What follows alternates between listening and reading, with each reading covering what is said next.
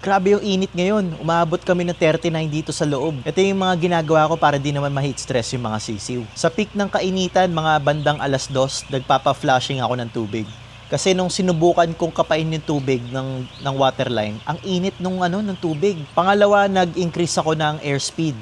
So ngayon, day 8 ako, pero ang gumaganang fan sa akin, 3 hanggang 4. Binuksan ko rin ng buo yung kurtina ng cooling pads, tsaka yung trapal dito sa loob. Nagbigay rin ako ng electrolytes para pang suporta. Pero hindi yun ang pinakasolusyon, kasi yun lang ang pwede nating gawing remedyo. Para sa mga farm owners, ito ang dapat gawin. Una-una, dapat maganda at high capacity ang fan na gamit. Sa farm ko, 10 fans lang ang gamit namin. Hindi kami 12, pero ang lakas ng fan. So, imbis na 12 ang motor na gumagana, 10 lang. Mas nakakatipid sa kuryente, tapos hindi pa mainitan yung mga sisiw. Tingnan nyo, wala kaming baffles, oh. Pangalawa, kung malalaki na yung mga manok ninyo, siguraduhin maayos yung cooling pads. Hindi barado, kailangan nababasa siya ng buo. Ito siguro yung pinakamahalaga. Kailangan ninyo ng mas magandang insulation. Yung insulation kasi ang pipigil para hindi ganong uminit yung building natin. Ito yung gamit kong insulation. Ang tawag dyan, blown cellulose. Nilalagay yan doon sa kisame. Meron pa akong mga extrang insulation dyan. Kung kailangan ninyo, sabihan ninyo ako para matulungan ko kayo.